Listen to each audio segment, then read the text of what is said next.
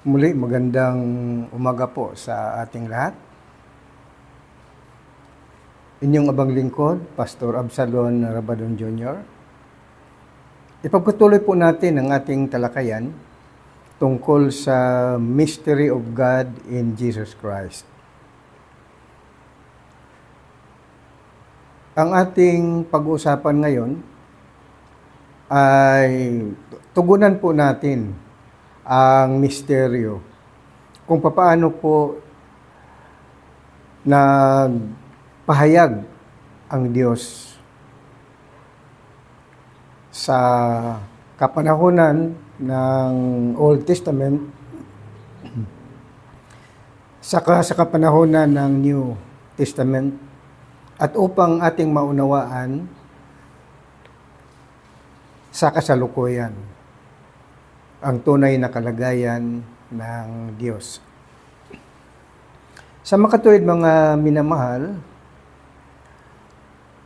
kaya napakahalaga po nito na ating alamin at tuklasin ang katotohanan dahil magkaroon lamang po ng buhay na walang hanggan kung makilala po natin ng lubusan kung sino ang tunay na Diyos. At ano ang kanyang pangalan at papaano tayo nabigyan ng kaligtasan, napatawad ang ating mga kasalanan at mapagkalooban tayo ng buhay na walang hanggan. Iyan po ang kahalagahan ng ating buhay sa ngayon na tayo bilang mananampalataya ay makilala natin ng lubusan ng ating Panginoong Diyos na siyang nagkakaloob sa atin ng buhay sa daigdig na ito, at kung sakali man tayo'y mamatay, muli tayo ay kanyang bubuhayin upang bigyan ng walang hanggang buhay sa dakong kaharian ng Diyos. So dito mga minamahal, ay ang banal na kasulatan ay nagpahayag na sa kapanahunan ng Old Testament ay pinili ng Diyos ang bansang Israel upang kanyang magiging bayan. So, ang Panginoong Diyos ay bumaba sa daigdig sa Old Testament times doon sa Mount Sinai. Tinawag niya si Moises at nakipag-covenant ang Diyos sa bayan ng Israel sa pamagitan ni Moises, at nagkaroon ng pagkakataon ang buong sambahayan ni Israel sa Mount Sinai upang kanilang marinig ang pagkipagtipan sa kanila ng Panginoong Diyos na ang pangalan ay si Jehovah, at sa kalagayang yaon ay ipinagkaloob sa kanila ang the Ten Commandments. So ang pagbaba ng Panginoong Diyos na si Jehovah ay upang makipagtipan sa kanila. Iyon nga po ang pagbigay ng Ten Commandments, which is in the Old Testament. So, ang pagbaba ng Panginoong Diyos na si Jehovah doon po sa Mount Sinai ay nasusulat po yan sa Exodo Kapitulo 19, versikulo 20. At doon ay ang Panginoong Jehovah ay bumaba sa ibabaw ng bundok ng Sinai, sa taluktok ng bundok, at tinawag ng Panginoong Jehova si Moises sa taluktok ng bundok at si Moises ay sumampa. So, ang pagbaba ng Panginoong Diyos during Old Testament times ay nasulat din po ito sa Deuteronomio Kapitulo 4, versikulo 12 hanggang 13. At ang Panginoong si Jehova ay nagsalita sa sambahayan ni Israel sa gitna ng apoy, ay narinig nila ang tinig ng mga salita ng Diyos. Ngunit, wala po silang anyong nakikita. Narinig lamang nila ang tinig ng Diyos at ibinigay sa kanila ang 10 kautusan na nasusulat sa 2 tapyas na bato at ibinigay ito kay Moises at ipinagkaloob naman ni Moises sa buong sambahayan ng Israel. Iyon ang pakipagtipan ng Diyos sa panahon ng Old Testament. At ang Panginoong Diyos ay nagpakilala sa Exodo Kapitulo 20, versikulo 1 hanggang 2. Nasabi niya, I am Jehovah your God. Ako ang Panginoong Jehova na inyong Diyos. Nagpakilala siya kay Moises at sa mga Israelita. So sa kalagayang yun ng Old Testament, ang Panginoong Diyos na si Jehova ay sa kalagayang Espiritu, siya po ang Espiritu Santo. Tinig lamang niya ang naririnig.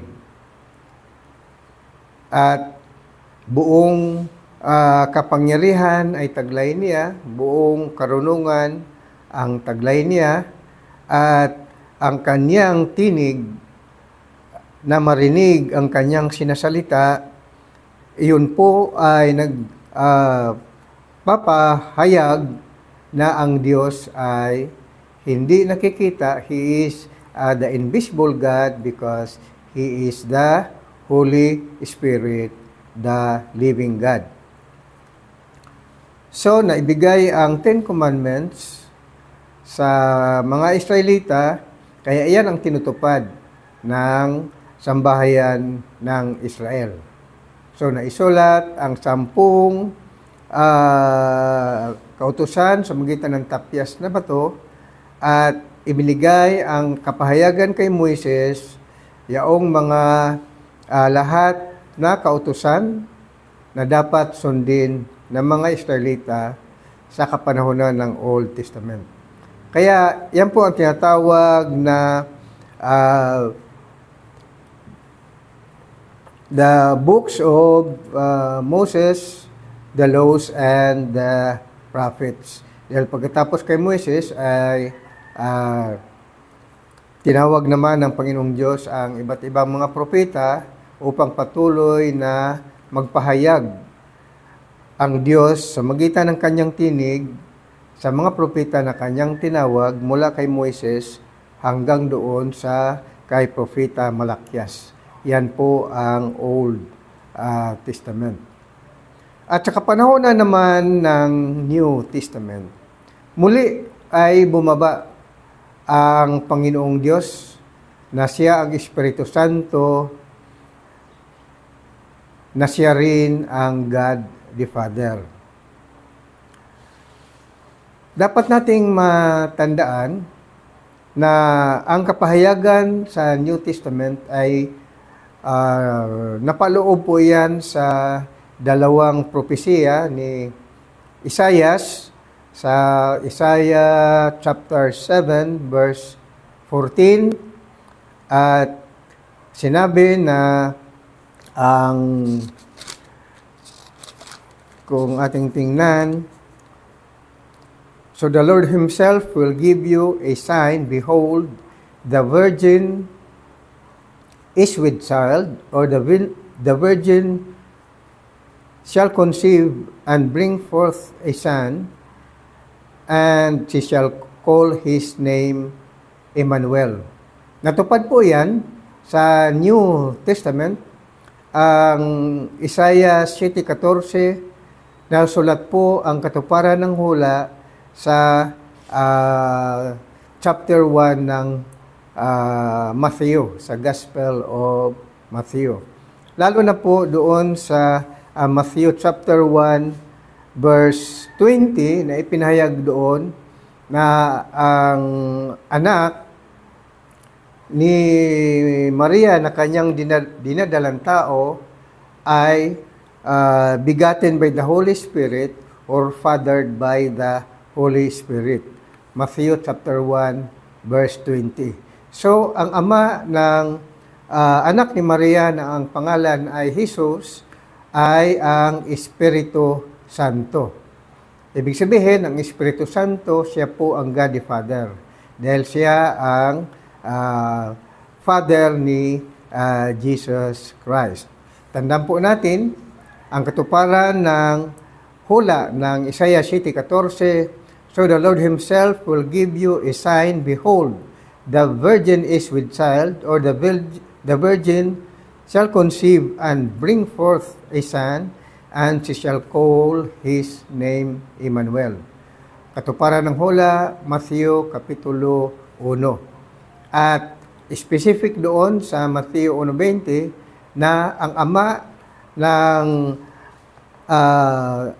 bata na ipanganak o dinadalang tao ni Maria at magiging anak na lalaki ay tawaging Emmanuel or God with us or Son of God.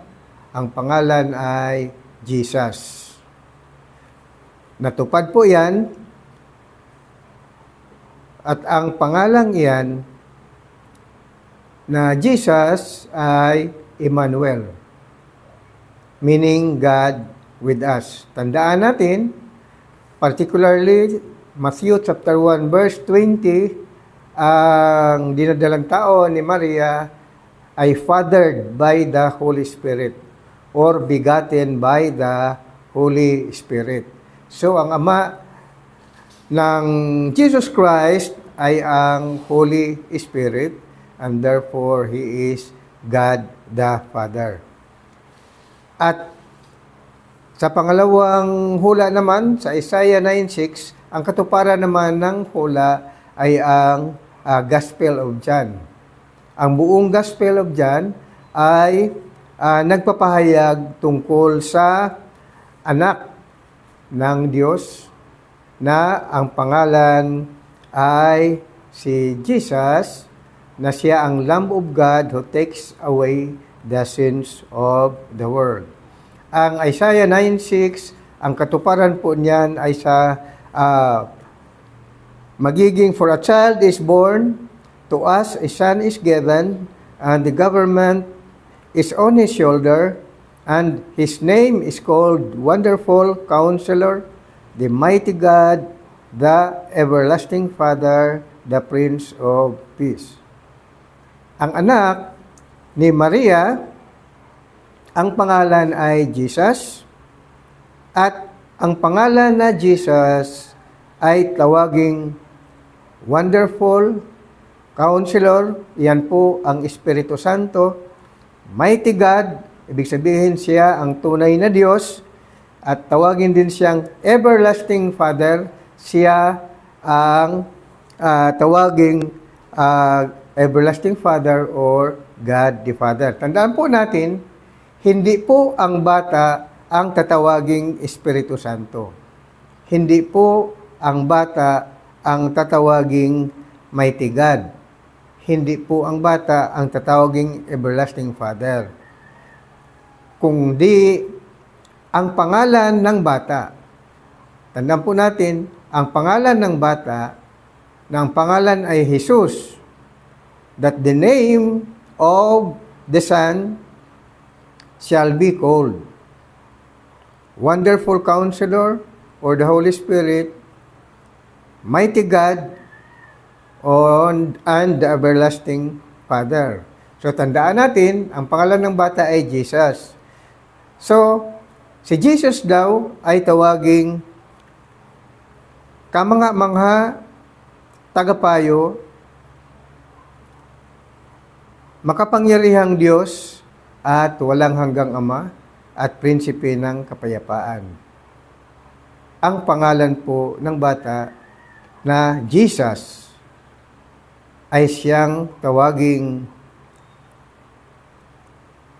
Wonderful Counselor, Mighty God, Everlasting Father. Kailangan po palaging maisaisip po natin yan. Dahil para hindi po tayo malito, dahil tandaan natin, ang bata ay nasa katawang tao po yan. At ang tao ay hindi Diyos. Yan po ang tandaan natin. So, ang katawang tao ay sa hula na maging katuparan ng hula ay ang katawang tao ay magiging Lamb of God, the sacrificial Lamb of God, and also at the same time, the temple of God on earth. So, ganito ang katuparan ng hula na sa Old Testament times ay bumaba. Bumaba na ang Panginoong Diyos na siyang Espiritu Santo na Ama ng Jesus Christ. So, ang pagbaba ng Espiritu Santo na siyang Ama ni Jesus Christ, iyan po ay buong gospel po yan ng Gospel of John. Umpisan po natin sa chapter 1. So, sa chapter 1, verse 1 and 3, in the beginning was the Word, and the Word was with God, and the Word was God. So, ang ibig po sabihin ng Gospel of John, ito po ay magpapakilala tungkol sa pagkadiyos. Sa pagkadiyos ng Jesus na siyang pangalan ng anak ni Maria. Tandaan po natin, ipinapakilala dito ang pangalan na Jesus kung paano magiging Diyos na makapangyarihan at Ama na walang hanggan. Kaya nga po ang ating tinatalakay ngayon ay ang misteryo ng Diyos kay Hesus Kristo. Muli, tandaan natin, ang Kristo ay hindi Diyos. Ibig sabihin, ang taong Kristo ay hindi po Diyos. Ang kanyang pangalan na Jesus, ang siyang tawaging makapangyarihang Diyos at Everlasting Father. Paano po natin tuklasin ang misteryo ng Diyos? So, ganito po yan. Bumaba na sa New Testament times ang Espiritu Santo na siyang Diyos Ama, Ama ng Jesus Christ. So, the first was the Word, and the Word was with God, and the Word was God. Ang Diyos na sinasabi sa verse 1, siya po yung everlasting na everlasting God. Siya ang Holy Spirit. Siya ang living God. Yung the Word, in the beginning was the Word, yun po yung tinig ng Diyos at salita ng Diyos na narinig doon sa Old Testament. Dahil ang Holy Spirit ay siya po ang Diyos na Espiritu Santo na bumaba galing sa langit, nakipagtipan, Old Testament, to Moses and the Israelites. So, yun po ang unang pagbaba doon sa Old Testament. Ngayon, pagdating sa New Testament, bumaba uli ang Diyos Espiritu Santo na siyang Diyos Ama, Ama ni Jesus Christ. So, sa John 1:14, Juan 1:14, and the Word become flesh. Ibig sabihin, yung Espiritu Santo ay bumaba mula sa langit at ang tawag dito ay the Word become flesh. Bakit po the Word become flesh? Dahil sa salin ng Greek interlinear, and the Word tabernacled in the flesh. Ang salita, the Logos, na siyang possessing the Word possessed by the Holy Spirit. So kasama ang Holy Spirit with His Logos, with His Word, with His power, and with His wisdom, ay descended from heaven and indwells or tabernacled in the body of Jesus Christ at the time of baptism. So, sa Juan Kapitulo 1, versikulo 31, 30 hanggang 34, the Holy Spirit, who is the Father of Jesus, descended from heaven and tabernacled or indwells in the body of Jesus Christ. So, bumababa ang Holy Spirit, who is God the Father of Jesus, and indwells in the body of Jesus Christ. Ginawa na ng Holy Spirit, who is the Father of Jesus Christ, na ang katawan ng Jesus Christ ay magiging templo or tabernakulo ng Diyos sa lupa. Panahon po yan ng New Testament sa panahon ng bautismo. So, tandaan po natin na ang Espiritu Santo ang siyang Ama ni Jesus Christ. Kaya nga, God the Father ang Espiritu Santo.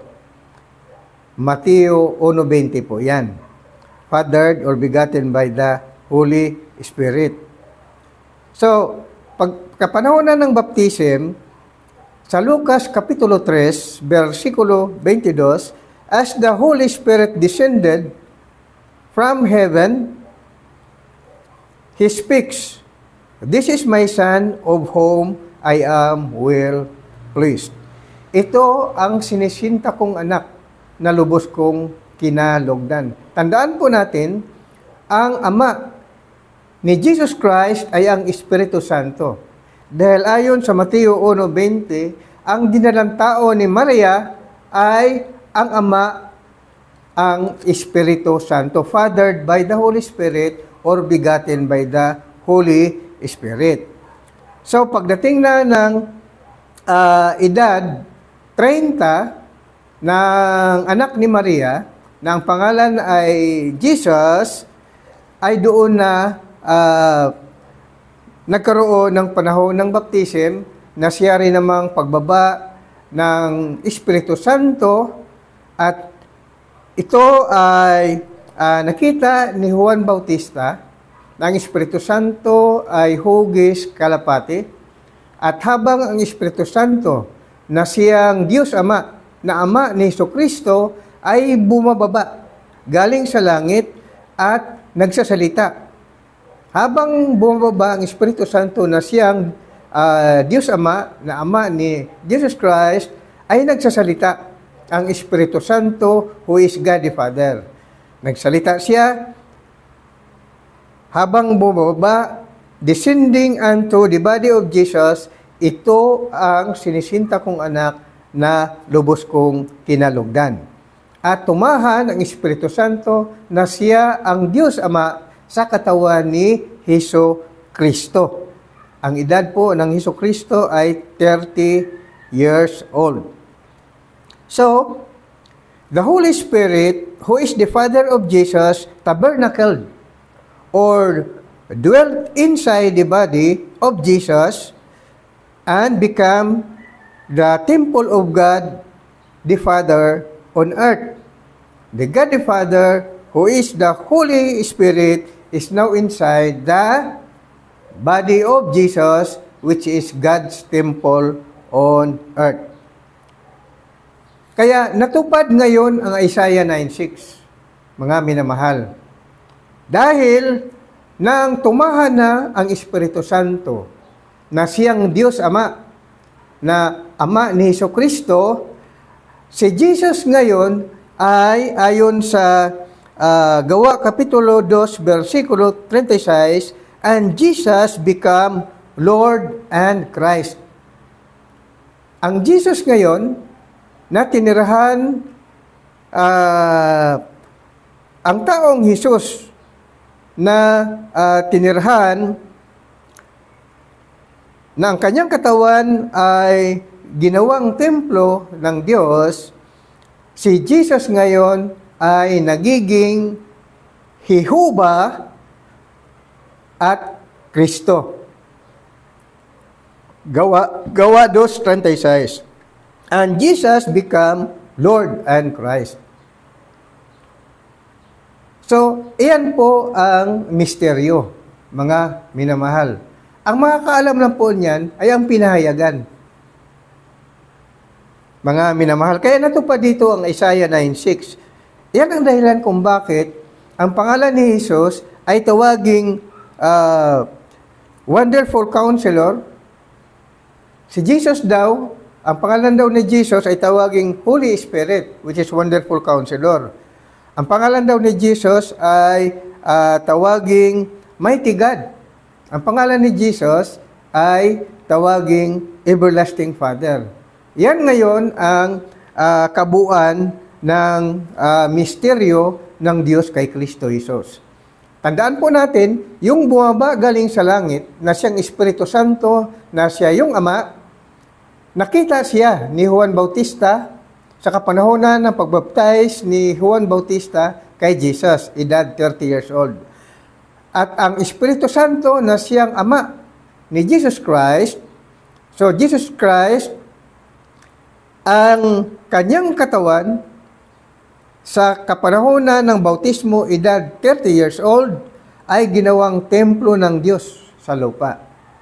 Kaya ang Jesus ay nagiging Jehovah at Kristo. So si Jehovah, siya ang Lord, at ang Kristo, ibig sabihin, siya yung Savior, the Messiah. So ang Jesus was made Lord and Christ. Jesus was made Jehovah and Savior. Kaya nga siya ay Emmanuel, God with us, dahil kapiling na ng mga Israelita ang Diyos. Kaya ang pangalan niya, ang pangalan daw ni Jesus, ay tawaging Emmanuel, God with us. Yung God with us dito ay si Jehovah na tumahan sa katawang tao ni Jesus Christ. At si Jesus nagiging Savior dahil si Jehovah ang siyang tunay na Savior, at yung katawan ni Jesus ay ginawang Kristo, the Savior and the Messiah, dahil ang Kristo na Jesus Christ ay siyang Lamb of God who takes away the sins of the world. Being Lamb of God, si Jesus Christ ay siya ngayon ang Bagong Testament. Siya ang bagong tipan. The New Testament for Israel. Sa Old Testament, yun po ang 10 kautusan, ngunit baguhin na ang kautusan at ibinibigay na ngayon ng Diyos ang New Testament dahil sa ang lumang kautusan ay tinalikuran ng sambahayan ni Israel. At nakita ng Diyos na walang katapusan ang kanilang paggawa ng kasalanan. So, ang bagong kautusan ngayon, the New Testament, is Jesus Christ. Siya po ngayon ang the New Testament. Nasa magitan ng Jesus Christ ay magkaroon ngayon ng kapatawaran ng kasalanan at pagliligtas ng sambahayan ng Israel. At hindi lang yan, pati mga hintil ay magkaroon din ng Diyos sa pamamagitan ng pagkilala na si Jesus Christ ay Lord and Savior. Ibig sabihin, siya ang Lord at Kristo, Lord and the Messiah.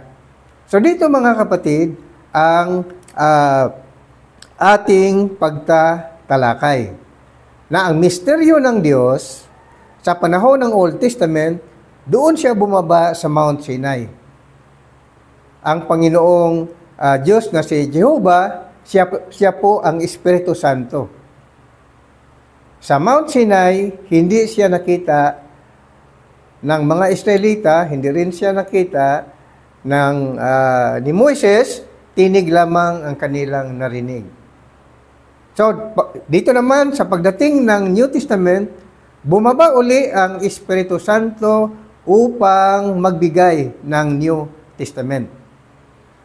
At ang binabaan ng Espiritu Santo na siyang Diyos Ama ay ang katawan ni Hesus Kristo.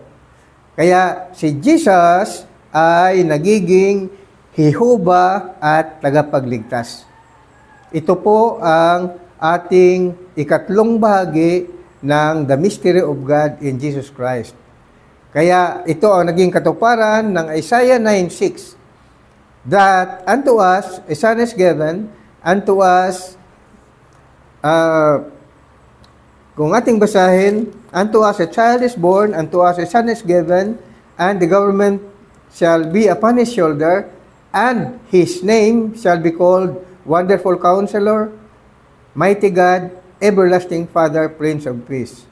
So, si Jesus daw ay tawaging Wonderful Counselor, which is the Holy Spirit.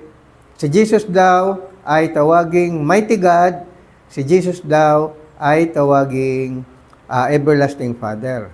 So, itong si Jehovah sa New Testament ay tumahan sa katawan ni Jesus Christ.